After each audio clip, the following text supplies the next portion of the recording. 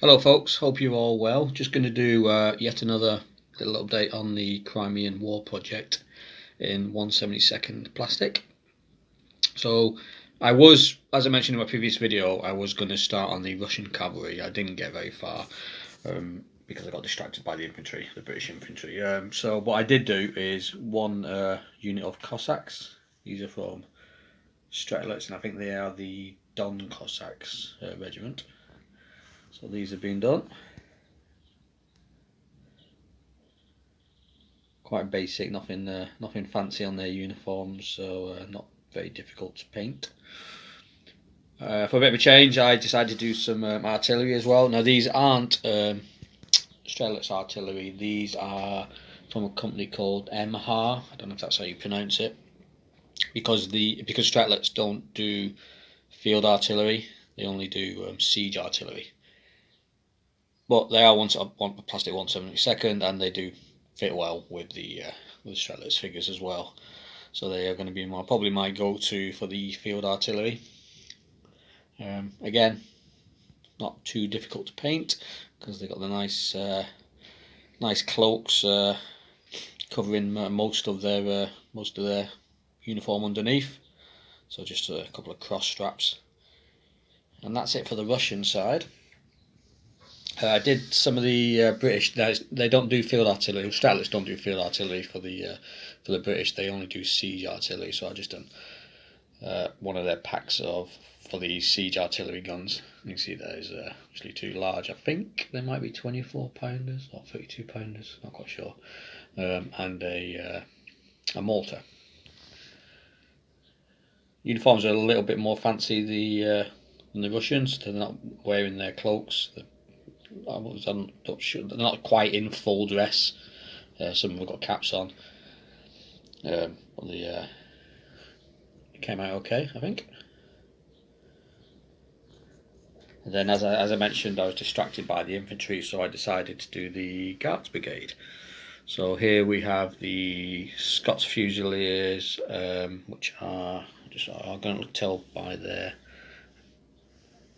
little feathered things on the sides. Actually, I think it's the Coldstream Guards that have the red.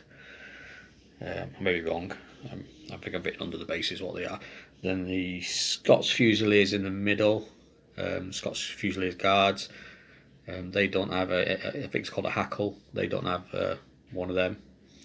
And at the back is the Grenadier Guards. If I'm right in that they've got the white one on the left side of their bearskin. These all in winter coats, so again, not so much a red line, more of a grey line, but they paint up nice and easy, so I managed to, let's say, crack on with those for the first British Brigade finished. They're part of the Duke of Cambridge's division, which is this chap here. I don't know if that'll zoom in. Who's looking at his pocket watch, checking what time it is, make sure he's not late for his orders. And a part of that division is the Highland Brigade as well, which obviously at the moment I've only got the one regiment still. Now I have been having a bit of an issue with flags because I could only find 15mm flags for the and they were Napoleonic flags as well from GMB. I couldn't find any 20mm flags.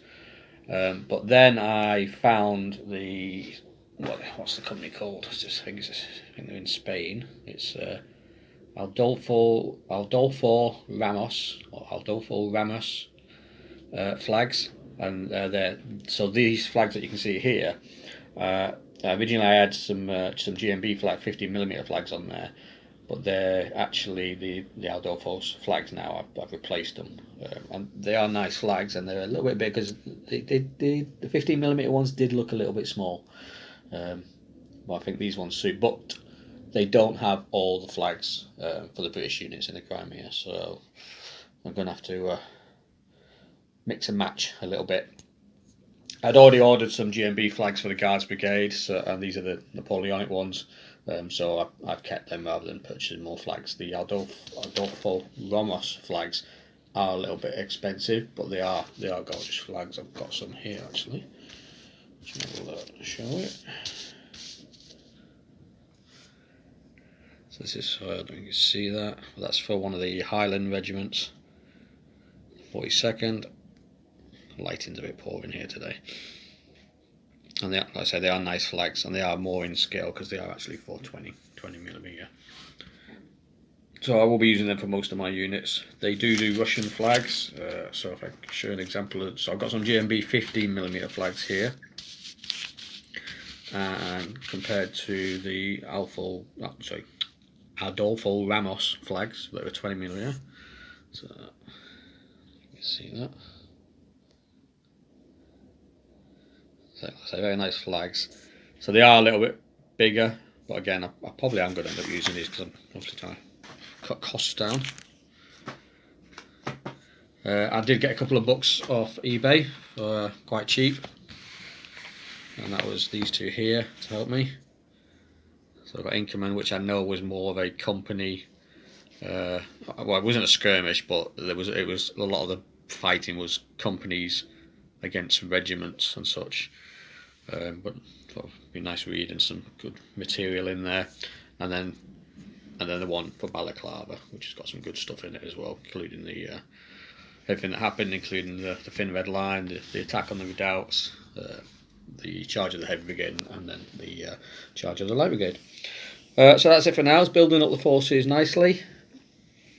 I am going to use other manufacturers, like I mentioned. Obviously, might struggle to get some of these because these are manufactured in the Ukraine.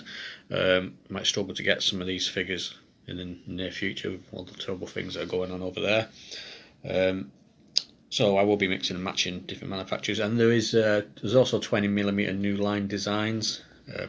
They're a little bit slimmer, smaller, and they are Napoleonic figures, but push I might be able to use some of the Prussian Landwehr for Russian figures, but let's say that's quite a bit into the future yet, but plenty of painting to do before that. So that's it, just a quick update. This is what's the progress I've made so far. Still going along quite steady. So yeah, that's it. So take care and catch you later.